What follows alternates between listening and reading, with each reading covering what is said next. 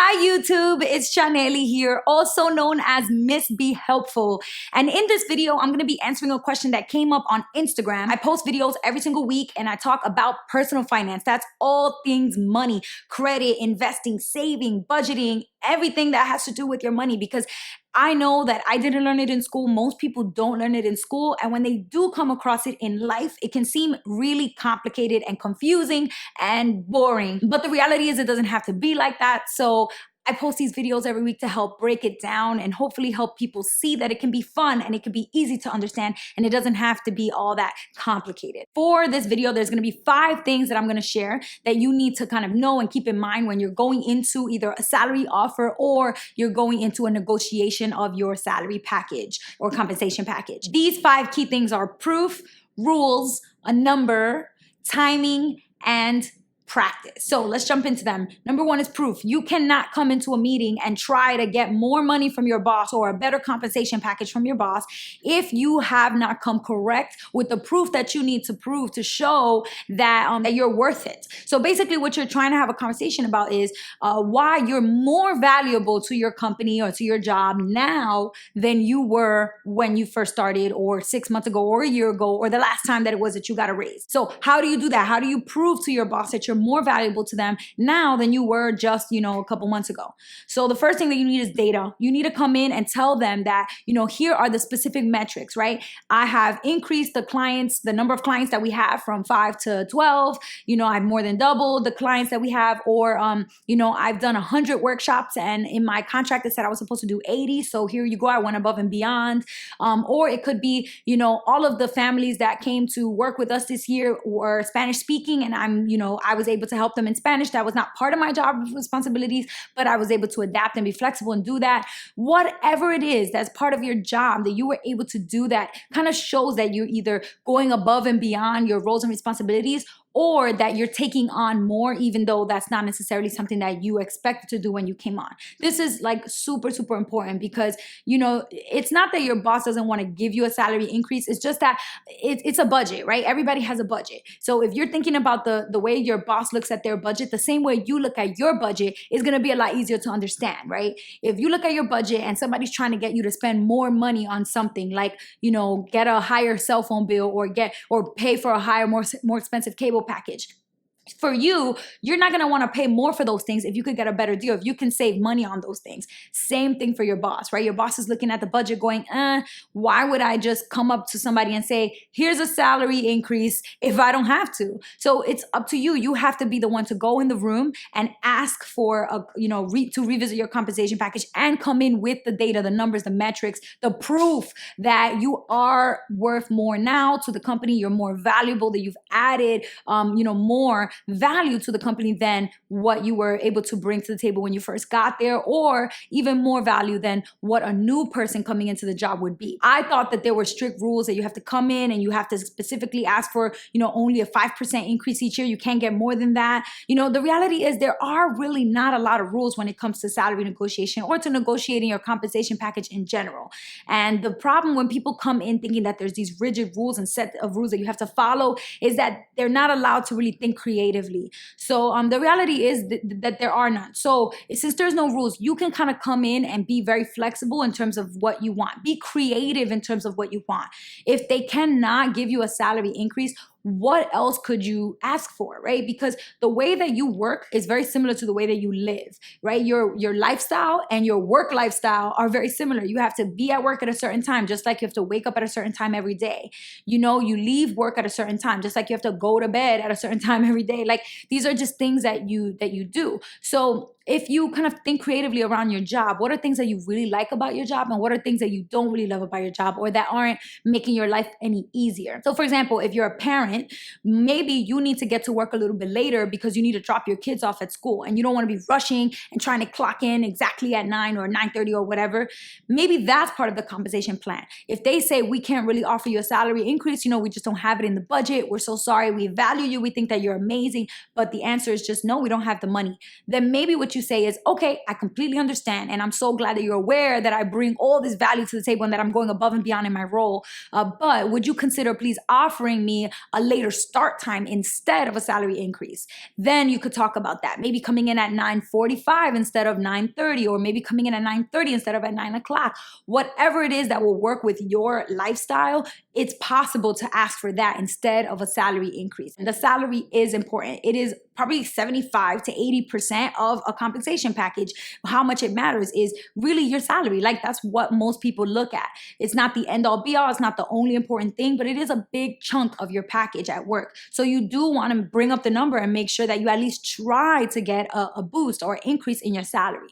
So for me, this is super, super important that first, research that specific job that you're doing. You can use like Glassdoor or PayScale, all these different websites that allow you to see, okay, what is the average person earning that does the work that I do? Or in my field, what is the average salary?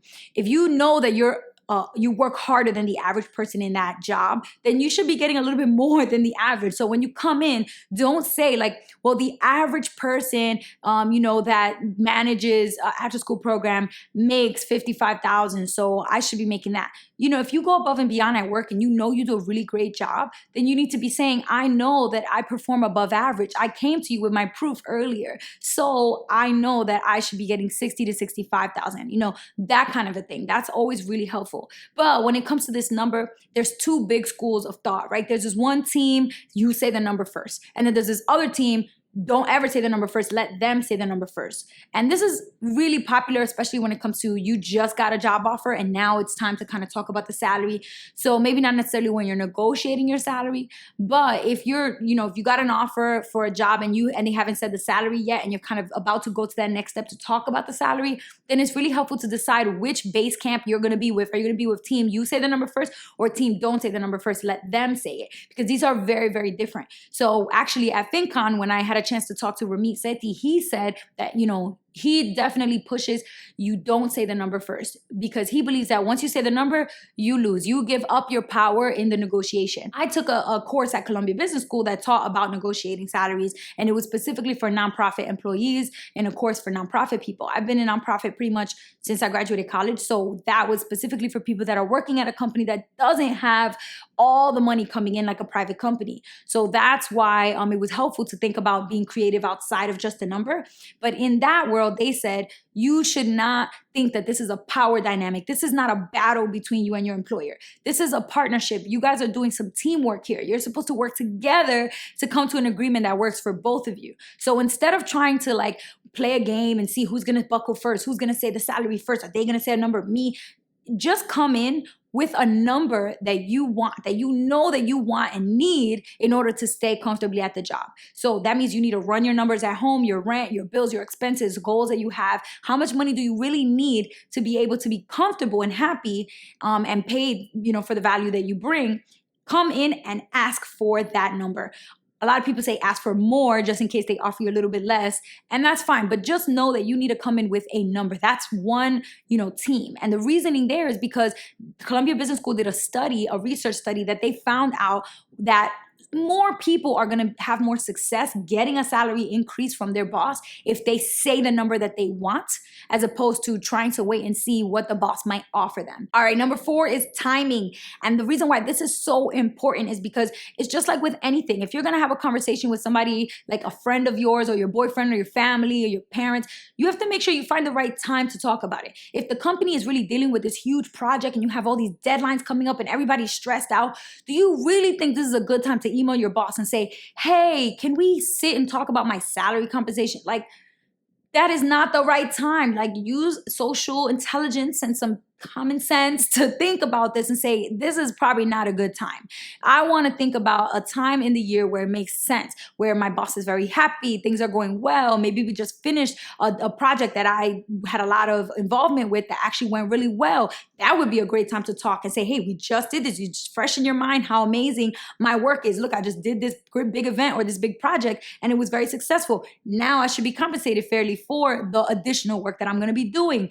That's the time to be having this conversation. conversation. So just really think about the timing and know that if it's bad timing, you're just walking in, kind of setting yourself up for failure by choosing the wrong time to talk to your boss. So make sure that you're coming in at the right time when your boss is going to be open to and receptive to having this conversation and likely to be able to give you a positive result and a positive outcome that you want, as opposed to not giving you the increase or giving you a new package like you wanted. And the last one is practice. This is probably one of the most important things that people skip out on when they're about to go and talk to their job about getting more money or getting a new salary increase, a package, or vacation time, or whatever it is that they're trying to get.